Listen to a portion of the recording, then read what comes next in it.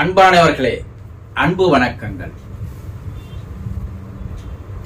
நீங்களும் உங்களுடைய குடும்ப அங்கத்தினர்கள் அனைவரும் நல்ல உடல் நலத்தோடும் மனநலத்தோடும் வாழ்க்கை வளத்தோடும் நீண்ட ஆயுளோடும் நிறைந்த மெய்ஞானமும் கிடைக்க எல்லாம் வல்ல தெய்வீக பேராற்றல் இவை அனைத்தையும் உங்களுக்கு அருள வேண்டும் என நாள்தோறும் அந்த பேராற்றலிடம் பிரார்த்தனை செய்கிறேன். இன்றைய நாள் உங்களுக்கு நல்ல ஒரு சந்தோஷமான நாளாக, ஆனந்தமான நாளாக, மகிழ்ச்சியான நாளாக, இன்பமான நாளாக அமையட்டும். எந்த பிரச்சனைகள் வந்தாலும் அதை சமாளிக்கக்கூடிய மன தைரியத்தையும் மன வலிமையையும் மன பக்குவத்தையும் இறைவன் உங்களுக்கு தரட்டும். இன்று நாம் என்ன பார்க்க போகிறோம் என்றால், உங்கள் அன்பானவர் இறந்து போயிருக்கலாம். உங்க குடும்பத்தில் தாயோ தந்தையோ கணவனோ மனைவியோ சகோதர சகோதரிகளோ குழந்தைகளோ யாராவது இறந்து போயிருக்கலாம். அவர்கள் மீது நீங்கள் அளவுக்கு அதிகமான அன்பை வைத்திருக்கலாம்.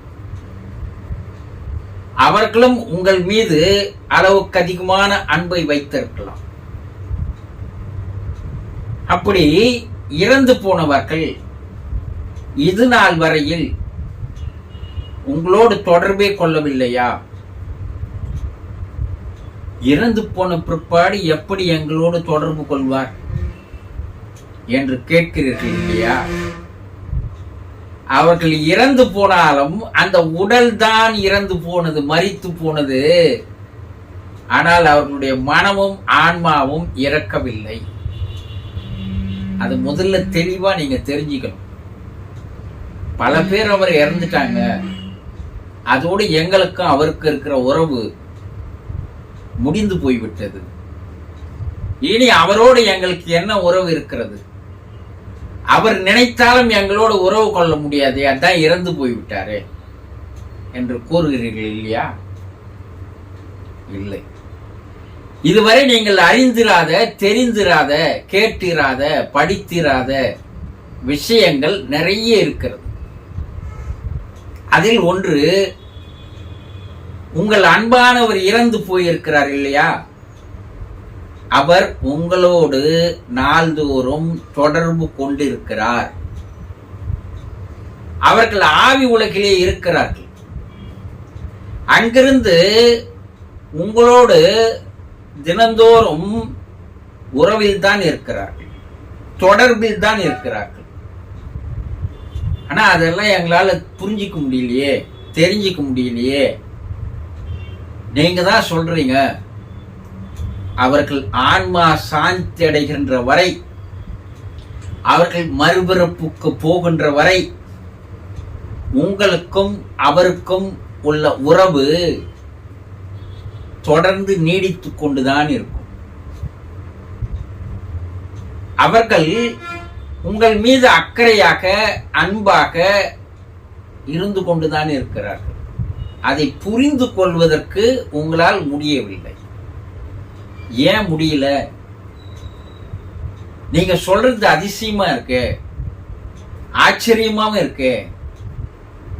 எப்படிதான் அவங்க எங்களோட தொடர்பு கொள்கிறார்கள் என்பதை நாங்கள் எப்படி தெரிந்து கொள்வது கேக்குறீங்கல்ல? நாம் பூமியிலே முப்பரிமாண உலகிலே வாழ்கிறோம். 3 டைமென்ஷன் என்று சொல்கிறார்கள். அதற்கு நமக்கு அதை தெரிந்து கொள்வதற்கு 5 புலன்கள் நமக்கு இருக்கிறது. மெய், வாய், கண், மூக்கு, செவி. இந்த 5 புலன்களின் மூலமாக இந்த முப்பரிமாண உலகில், இந்த பூமியில் நாம் வாழ்ந்து வருகிறோம். ஆனா உங்க அன்பானவர் இறந்து போயிருக்கிறார் இல்லையா? அவர் இந்த முப்பரிமாண உலகிலிருந்து விடுபட்டு தசபரிமாண உலகத்திற்கு போயிருக்கிறார். தசம் என்றால் 10, 10 பரிமாண உலகிற்கு அவர்கள் சென்று விடுகிறார்கள். இங்க இந்த உலகிலேயே நாம் இன்னும் இந்த மெய் வாய் கண் மூக்கு செவியை நாம் இன்னும் முழுமையாக பயன்படுத்தவில்லை. அதனால் நாம் இந்த உலகிலேயே தெரிந்து கொள்ள வேண்டிய விஷயங்கள் இன்னும் நிறைய இருக்கிறது. இந்த கண்களை நாம் சரியாக பயன்படுத்தவில்லை, இந்த செவியை நாம் சரியாக பயன்படுத்தவில்லை, இந்த வாயை நாக்கை நாம் சரியாக பயன்படுத்துவதில்லை, இந்த நாசியை நாம் சரியாக பயன்படுத்துவதில்லை, இந்த உடலை நாம் சரியாக பயன்படுத்துவதில்லை. இந்த ஐம்புலன்களையே நாம் இன்னும் கூர்மையாக நுணுக்கமாக நாம் பயன்படுத்தினால் இந்த உலகிலே இருக்கின்ற விஷயங்களையே நாம் அதிகமாக அறிந்து கொள்வதற்கு வாய்ப்புகள் இருக்கிறது. இதையே நம்ம சரியா தெரிஞ்சுக்கல. அப்ப தச பரிமாணத்தில் 10 பரிமாணத்தில் இருக்கின்ற உலகில் இருந்து தொடர்பு கொள்வதை எப்படி உங்களால் புரிந்து கொள்ள முடியும்? கொஞ்சம் சொல்லுங்க. புரிந்து கொள்ள முடியாது. ஆனா அவர்கள் உங்களோடு பேசிக் கொண்டிருக்கிறார்கள், உங்களோட உறவில் இருக்கிறார்கள், உங்களோட தொடர்பில் இருக்கிறார்கள். அவர்களுடைய ஆன்மா சாந்தி அடைகின்ற வரை அந்த தொடர்பு இருந்து கொண்டுதான் இருக்கும். அவர்கள் நீங்கள் புரிந்து கொள்கிறீர்கள் இல்லையோ, அவர்கள் அவர்களுடைய வேலைகளை செய்து கொண்டிருக்கிறார்கள். உங்கள் மீது அக்கறையாக, அன்பாக, பாசமாக அவர்கள் உங்கள் நடவடிக்கைகளை, உங்களுடைய செயல்களை, உங்களுடைய எண்ணங்களை எல்லாம் தெரிந்து கொண்டிருக்கிறார்கள். உங்களுடைய மனதில் நீங்கள் என்ன நினைக்கிறீர்கள், என்ன செய்கிறீர்கள் என்பதை கூட அவர்கள் தெரிந்து கொள்கிறார்கள். ஆனா அவர்கள் மனதில் இருப்பதை தெரிந்து கொள்வதற்குண்டான பக்குவம் நமக்கு இல்லை. இதை சித்தர்கள் டெலிபதி என்று சொல்வார்கள். அதாவது தொலை தூரங்களில் இருக்கின்ற மனங்களை புரிந்து கொள்வது. இது உங்களிடமும் இருக்கிறது, அந்த ஆற்றல் இருக்கிறது. ஆனா அதை நீங்க கூர்மையாக்கவில்லை, அதை நீங்கள் நுணுக்கமாக்கவில்லை, அதை முழுமையாக பயன்படுத்தாமல் வாழ்கிறீர்கள், அவ்வளவுதான். அப்போ இந்த தச பரிமாணத்தில் இருக்கின்ற அந்த அன்பானவர்களுடைய தொடர்பை எப்படி நாம் புரிந்து கொள்ள வேண்டும் என்றால், முதலில் உங்களுடைய ஐம்புலனுக்கு அப்பால் 6வது புலன் என்ற ஒன்று இருக்கிறது. அதை 6th சேனல் என்று சொல்கிறார்கள். அது உங்களிடம் இருக்கிறது. அது உள்ளுணர்வு, இல்லூஷன் என்று சொல்லலாம். அது இந்த 6வது சேனலில் ஒரு வகையான ஆற்றல், ஒரு வகையான திறமை, இந்த இல்லூஷன் என்று சொல்லக்கூடியது உள்ளுணர்வின் மூலமாக அறிந்து கொள்ளுதல். அப்ப இந்த ஐம்புலனுடைய செயல்பாட்டை அமைதியாக்கினால் 6வது புலன் செயலானது செயல்பட ஆரம்பிக்கும் போது, உங்களுக்குள் இருக்கின்ற அந்த உள்ளுணர்வு செயல்பட ஆரம்பிக்கும் போது அவர்களுடைய தொடர்பை உங்களால் புரிந்து கொள்ள முடியும். இதை உங்க எல்லாரையுமே செய்ய முடியும். அப்ப அந்த 6th சேனல் என்று சொல்லக்கூடிய அதை எப்படி செயலுக்கு கொண்டு வருவது என்றால், ஒரு சில பயிற்சிகள் மூலமாக